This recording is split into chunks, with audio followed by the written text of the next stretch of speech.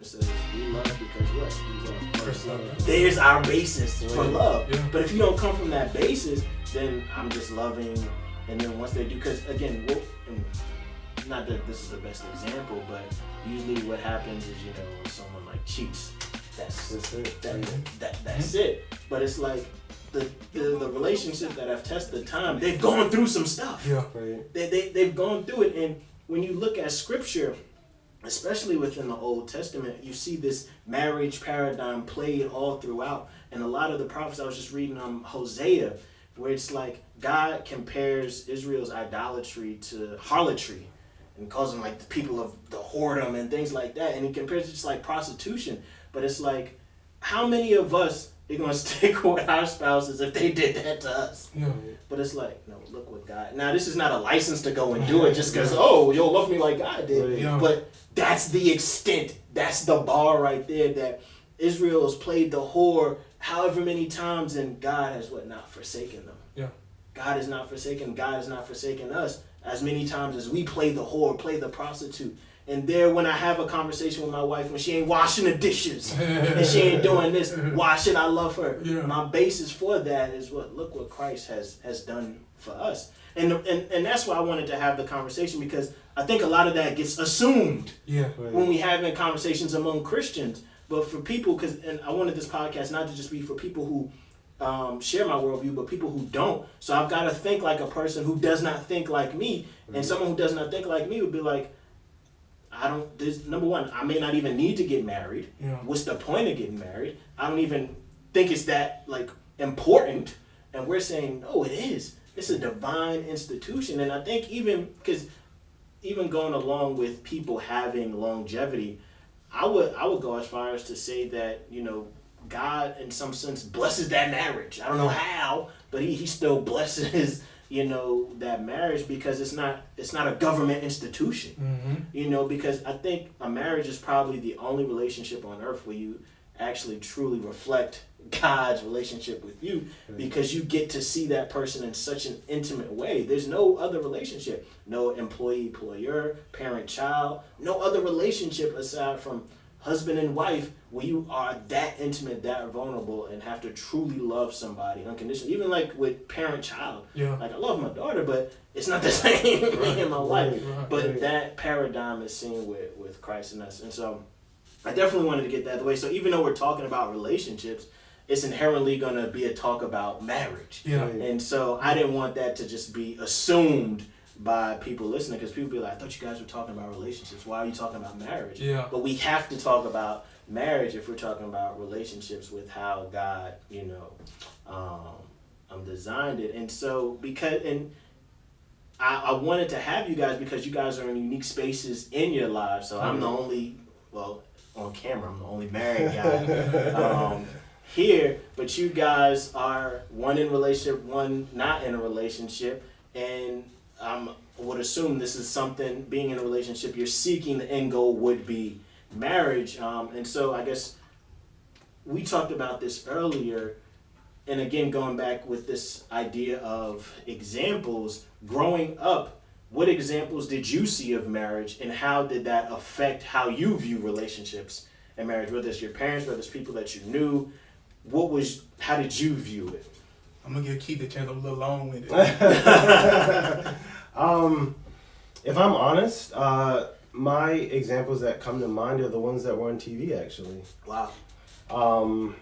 My parents weren't married when I was conceived. I actually don't know my father. My father wasn't in the picture growing up, and even to this day. And then even going back a generation to my grandparents, they had already separated by the time I was born. So I didn't have those examples growing up. So I'm looking at Fresh Prince, where you've got like Philip and Vivian, or you've got Family Matters, or those kind of shows for those examples of people who look like me, who are in relationships or in marriages. And so for me, just growing up,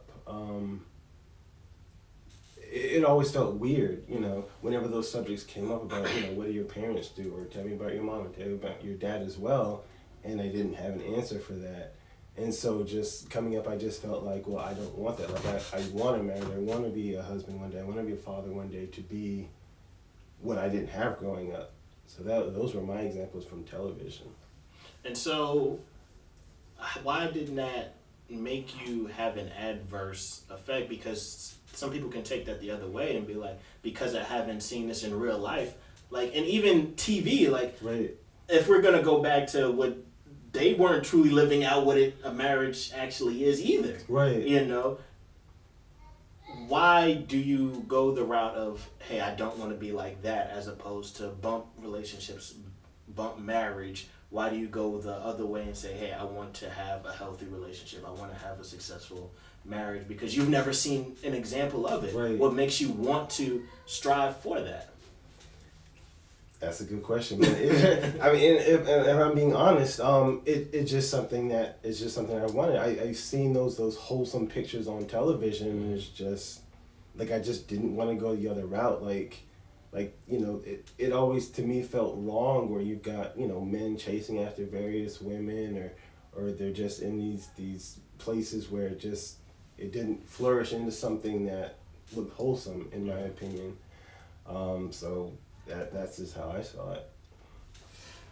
For me, so I come from a history where my family has had children in their teenage years. They got married young, and like my parents are a prime example. They got married when they were teenagers, and they had me. So they had 3 children by the age of maybe like 21, I think.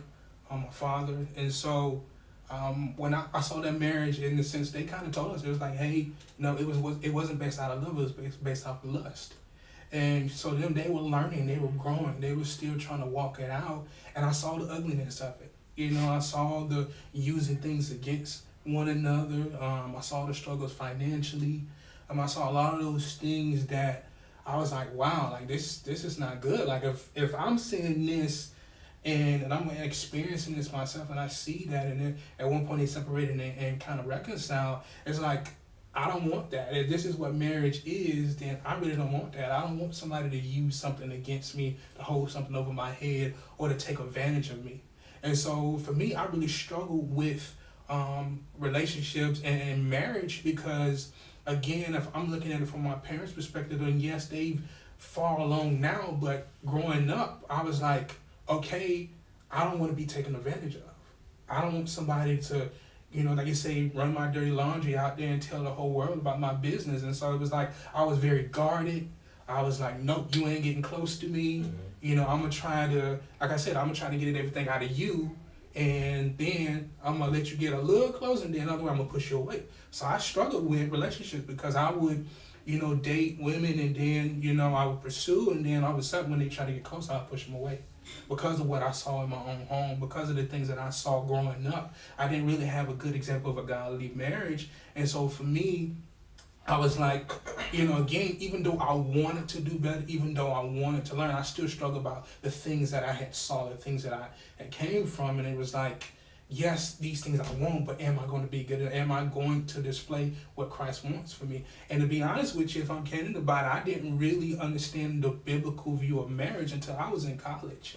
I thought I was ready for marriage until somebody pointed out, it was like, how you view your mother affects the way you view women. And when I thought about it, it kind of hit me, because at a certain time in my life, me and my mother weren't always on good terms. We're close now, we reconciled, but yet that affected the way I saw women. Again, because of that marriage, I was like, no, you're going to do this, you're going to do that. And it's like, okay, let me try to show her this side. I don't want her to see my weaknesses. I don't want her to see my struggles, because this is going to be used against me. And so, like I said, just listening to you and just seeing how it kind of did affect you in both ways, in a positive and a negative way, making you a little bit more guarded, but it didn't make you say, I don't ever want to have relationships at all. And becoming saved and having, an understanding of what marriage is something that you do want to pursue, but your upbringing still affected you. Right. In that negative sense, because of the example that you were shown. For you, Keith, so in any way did your parents' relationship, non-relationship, affect you negatively in any way? Or was it just, I know it's an example of what not to do, or was it any, you know, negative that, you know, you can see have any residual effects on you as an adult? I would say both. It was definitely an example of what not to do. That was actually something that my mom said. You know, don't have kids out of wedlock. Mm-hmm. You know, don't do this, don't do that. If you're going to have sex, use a condom. Like I got those conversations pretty early, based on her mistakes. Yeah. So, you know, I definitely got those, and then to see the difficult times that my mother had as a single parent, you know, it just felt like, well, you know, there's one side missing. If the other side was there, then, you know, maybe my mom wouldn't be struggling right now. Or the same thing with my grandmother. If that male presence was there, then, you know, we wouldn't be struggling, you know. So it was a lot of feeling like, you know, there's this piece missing from not only from my mother, but from my grandmother's side as well. So going back a generation. So, you know, I felt like as a boy becoming a man, like, if I could bring that into my family, my relationship, then, you know, I could see it being a better picture or a better story, or being better than, you know, previous generations, being my mom or my grandmother. Yeah. For me, my parents weren't married when they had me, but from what I can take away, my mom married when I was 3. To my father, the man who raised me. Shout out to you, Robert. And for me, just seeing how important it was just to have that family unit, just looking at it from a practical sense, because I didn't grow up in a Christian household, but just from a practical and just a social sense, how important it is to have 2 parents in the home. Because I'm pretty sure all of us come from a place where we grow up with a lot of single parents, where a lot of people don't put a premium on marriage, and they're in relationships, and they're, you know, doing exactly what God did not want. And we see those residual effects of, because I don't value marriage, I don't value sex, and because of that, I'm just doing it in uncommitted relationships. So now that I have this kid, I ain't committing to this woman now that I've had this kid. And we see so many broken homes, and then we have a generation, especially of men growing up, where it's like, this is the example that I've seen, so all I'm going to do is just knock up this chick, not be present in this kid's life. And it's like, we are the exception to the rule. Right. Because there's so many people who come from our situations who are not going to think, y'all want to get married. Because the idea is, I'm going to wait. If I do get married, it's going to be when I'm 30 or something like that, after I've, you know, done all the wild stuff. Then I'll get married. But for me, it was, having 2 parents in the house made such a big difference. And I'm not saying that's always the case, but at least for me, it was, because I can't imagine growing up with my mother as a single parent. Like, I highly doubt I would be here today if my mother did not marry, you know. And so just on the practical sense, not even looking at it biblically, just practically speaking, how important it is to have a 2-parent household. Because a lot of times when you come from a single parent home, who's watching the kid while the other parent is working? And so while the kid is home by himself, no supervision, they out doing God knows what, repeating the same cycle again. But it's like, you come from a 2-parent home, there's more supervision, there's more, you know, care that's going on. And again, talking about these this topic of relationships, and marriage has to be the end goal, because we see the result when you just in a relationship and commitment isn't the priority, when the only priority is what? Getting this chick panties or something like that. When that's all that's on, especially as men, that's all that's on our mind. Where a lot of times, and again, we live in with the culture of, you know, I got a side chick, I got a main chick, you know, where we got all these relationships, and none of them is a committed relationship. And it's like, for us, we would never view things like that. But for the outside looking in, they looking at us like weirdos. Where it's like, how is that the purpose? When the purpose of marriage is, you know, find a fine chick, you be with her, move on to the next one. I can kind of speak from both instances, actually. So one of the things I can say as far as why it's so beneficial, because from a mother, that mother is nurturing.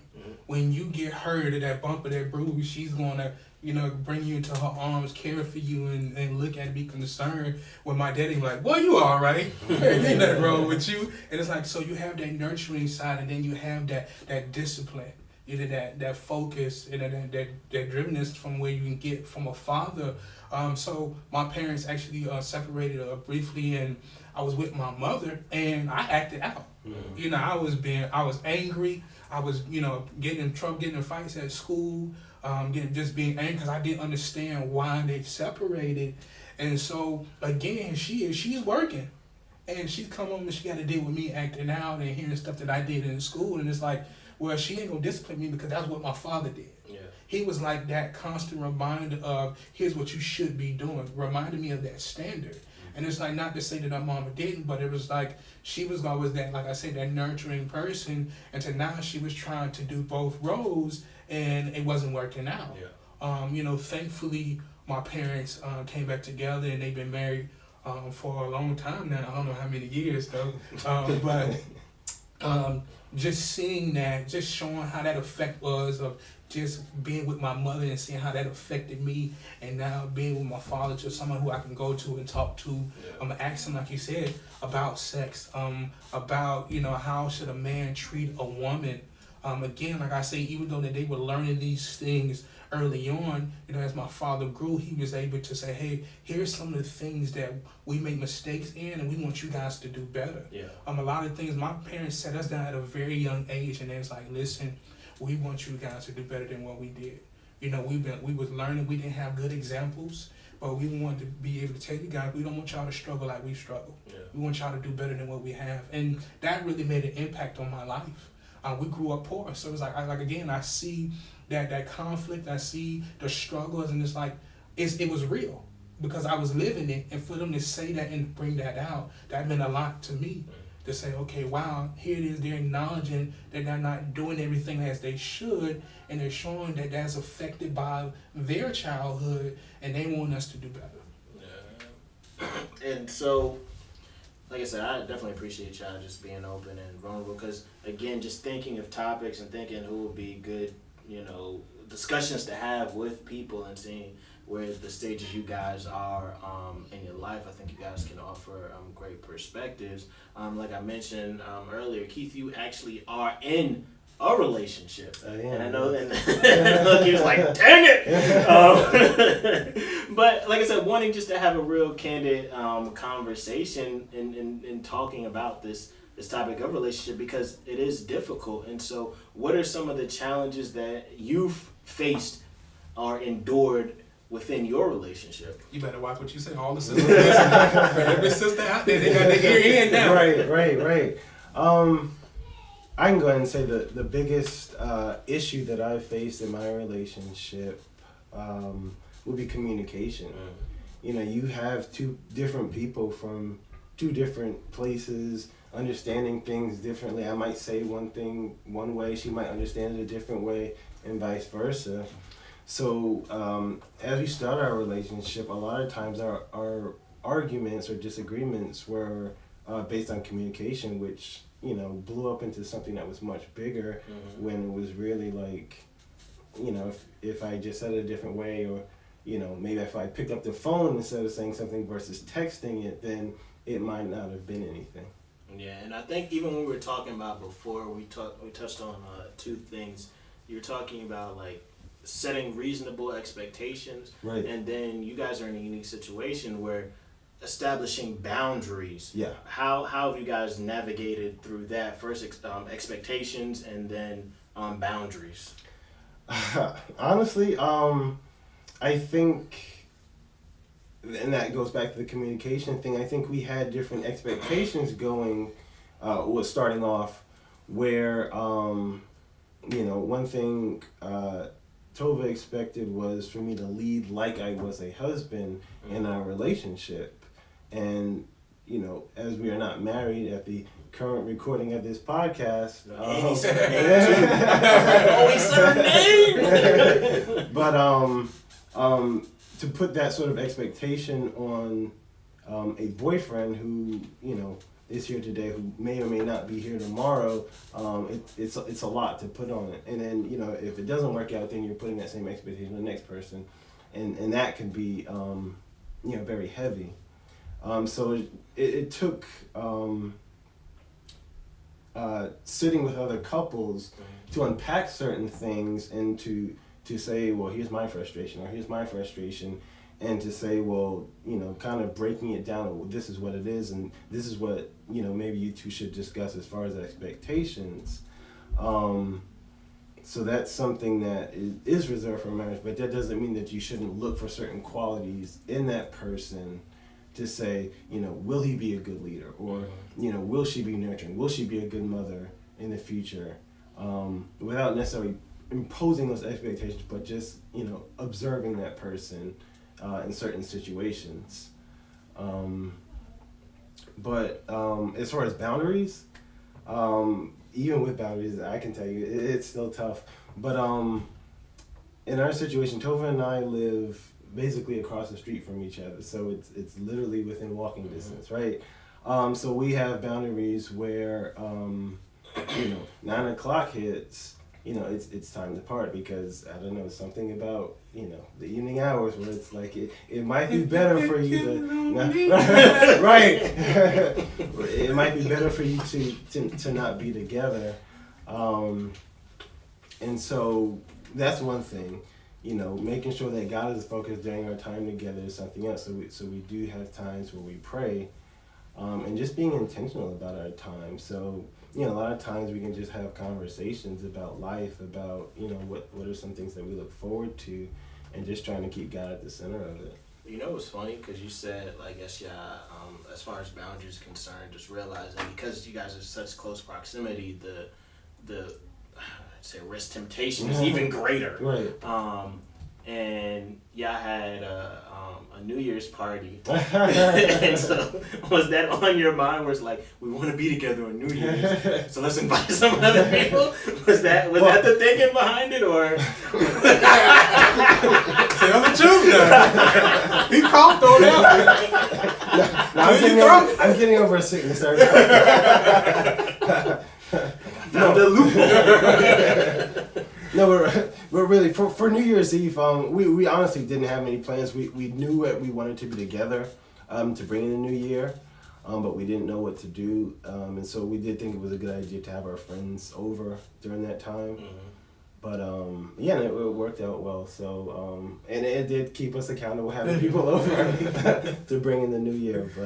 But yeah, that was the thought behind it. Nah, and I think it's important to hear that, and I haven't even gone over this with my wife, so hopefully she don't listen to us.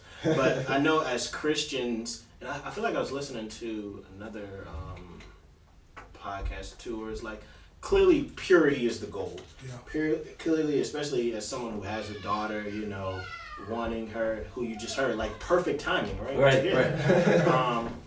Just wanting the ideal for her to, wait till she's married. But it's like, especially in 2019, like how ridiculous of a statement. And I think to give people credit, I think there are more people who are waiting or who are trying to be responsible with sex than we let on, because our society is just so sex craved that I think it almost has the adverse effect where a lot of people are like, man, I don't want to go that route. So to give people some credit, I think they are trying to be responsible with sex, but especially as Christians, it's such a hyper, like the church, or I won't put all the blame on the church, but ourselves not educating ourselves that, sex is a gift, that we kind of like hold sex as like this taboo type thing, right, instead of, saying this is, God's gift to us to enjoy in the confines of marriage, that is just such this, dark secret that we keep, and we learn about sex from the internet or wherever the case is, where we're as Christians, we're in this relationship, and it's just such a huge temptation where it's like, we definitely fall, you know.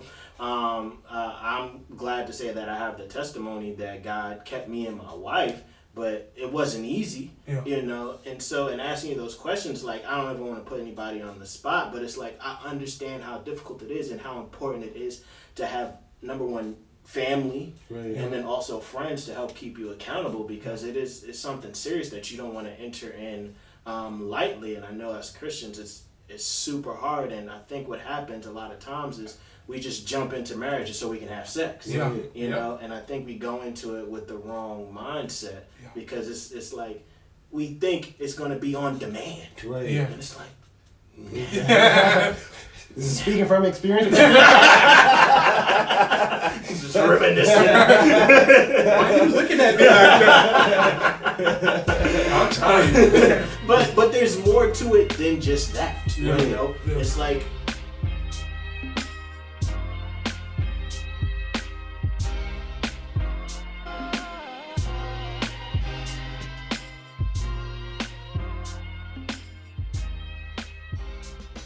Yo, my world don't stop when the beats commence. Said I'm climbing up this ladder just to get over this